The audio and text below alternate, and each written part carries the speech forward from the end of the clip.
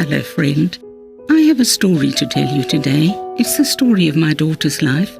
She died of lung cancer at the age of 39, and I have written a book which I think is helpful to us today in the very difficult circumstances in which we live. It brings hope and encouragement and a sense that all is well.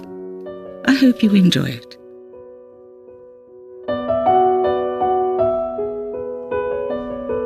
Episode 31. The knocking at the front door is really loud. The introduction's over. Zach and Freddie set up their equipment. I help Shirley to get settled, covering all the tubing with a pretty scarf. Freddie fiddles with the curtain behind Shirley. He runs his fingers through his curly brown hair, and they are ready to start. As arranged by Nick, the two Oxford University media production students have come to video Shirley's testimony. Nick leans forward. There's such peace in your home. How come, Shirls? Where did that come from? When I was so afraid and I just needed to cling to a promise or two from God, then God's peace would descend. Actually, every morning I wake up not sure about the day. I test that my legs and arms sort of work and that I can breathe. Then I feel peaceful again. She catches her breath and Nick asks, what about prayer? Many times, many times I'd be just too tired. I used to beat myself up about that. But my friends kept saying, you just stand, we'll pray, we'll hold your arms up. Without that, it would have been a lot harder. But what about prayer and healing? Nick asks. When I touched my father's hand, my daddy's hand in prayer, he's comforted me, and I've known, as the hymn says, it is well with my soul. That is what I've longed for, and that's why I keep going back.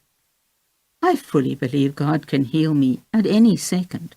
I don't understand why he hasn't. Probably it just means that it's not his time yet. Anything is possible. Anything is possible at any time. Nick changes direction. 7 months into this, the leg op done and dusted, and the cancer redoubles its efforts. What now? I was so frightened, but I still felt that we were going to get through this. How were you going to do that? If I had to, I was going to drag myself through somehow.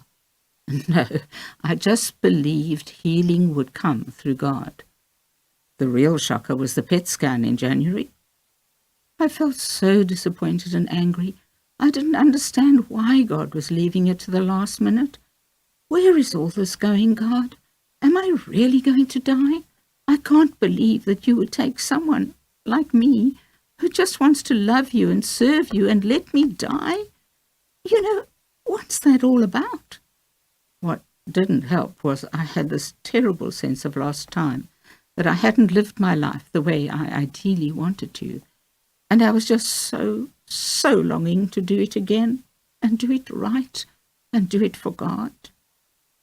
So you get this really bad news. Where'd you go from such a place, Shirley? Well, the other side of all this is heaven. I'm actually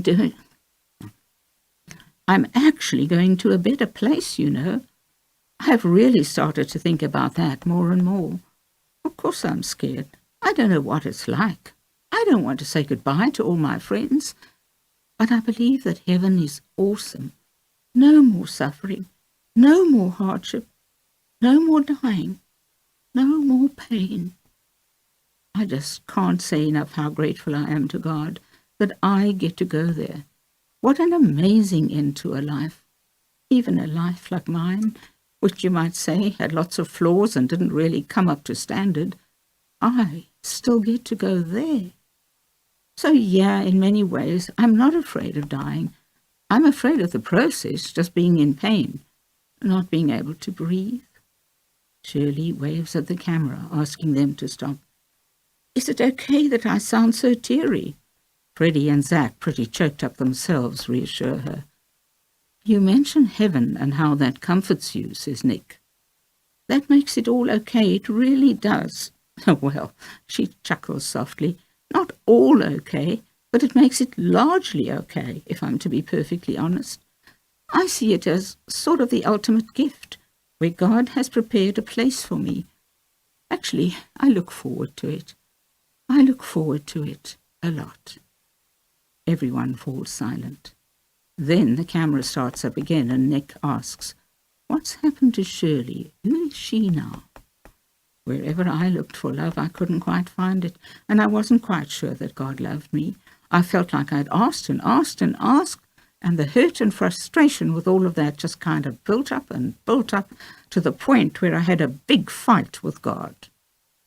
Then I discovered that God loves me.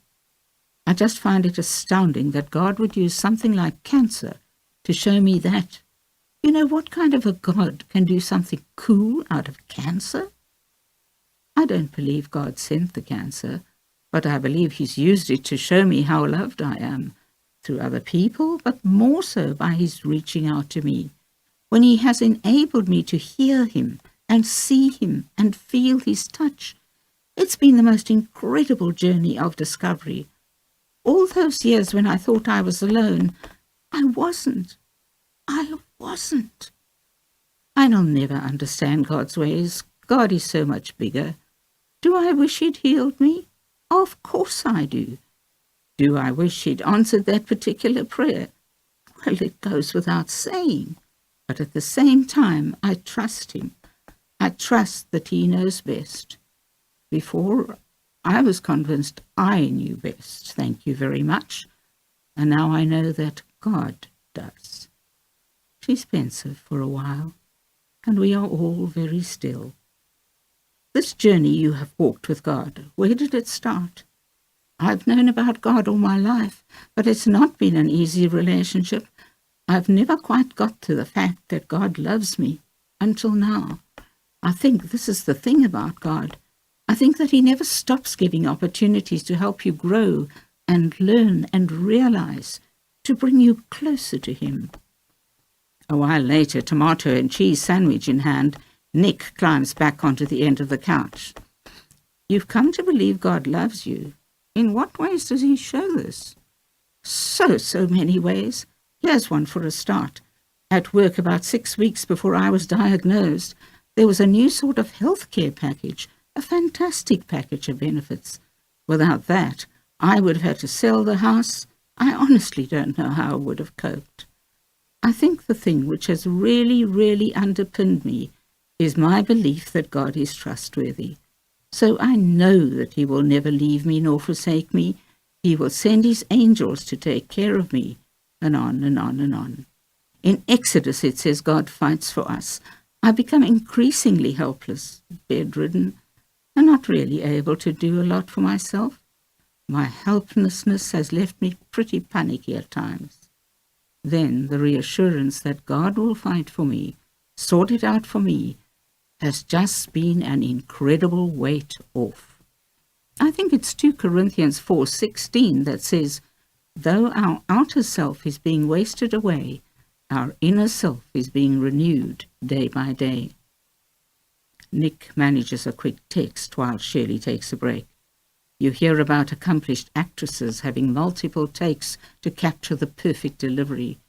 Well, our Shirley just rolls them out and, oh my, on day one we have quite remarkable content in the can. What is astounding, though, is that she's speaking more fluently and effortlessly than she has since her breathing first deteriorated. She's drawing tears and smiles from the guys. Her faith and peace run to her very core and are so tangible. When the camera rolls once again, Shirley says, so here I am, 12 months on, and my body is pretty broken and busted on the outside. It's not behaving the way it should. I'm sad about that. But on the inside, I feel whole, I feel loved, and I know peace. She smiles at Zach behind the camera and at Freddie once again on his cushion. Once I came to really believe God loves me, some very nasty things became bearable. It just helped me to look away from, okay, I'm having this treatment and it's making me feel gross and I don't feel good. God's love helped me to lift my eyes to a future where God loves me. To know that this is not forever, I think that is the most important thing. Just to know that my God loves me and that He's going to make all of this right. But you have been angry with God, haven't you? We've come a long way. I just have a really calm certainty that God loves me and it's going to be okay. It carries me like nothing else. And God dealt with the fear. It was this constant thing I couldn't get rid of. I came to declare, you will not have your way because God loves me. You can let your mind go absolutely mad in a situation like that. But I was able not to because God loves me. Nick asks again, how do you know that, Shirley? She chuckles softly, just a little of the Shirley chuckle we love so much. I still get teary when I think about it. It's just the most humbling thing, to see God's love for me in action.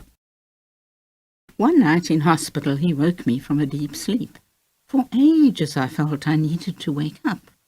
When at last I did get up, I was horrified to see that someone had switched the IV drip off. Much longer and there could have been organ failure, even death. God woke me with a dream to save me.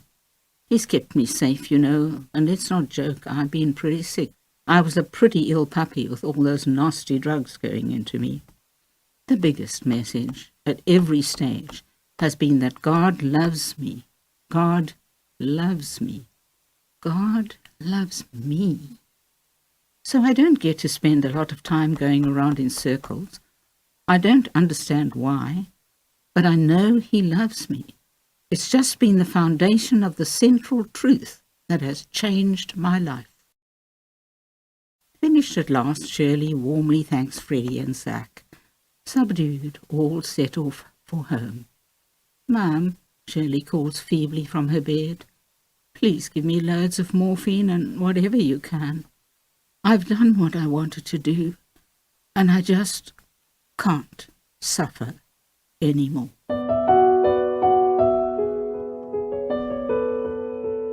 I've been reading from my book, Mum, Please Help Me Die, the story of my daughter Shirley's battle with cancer.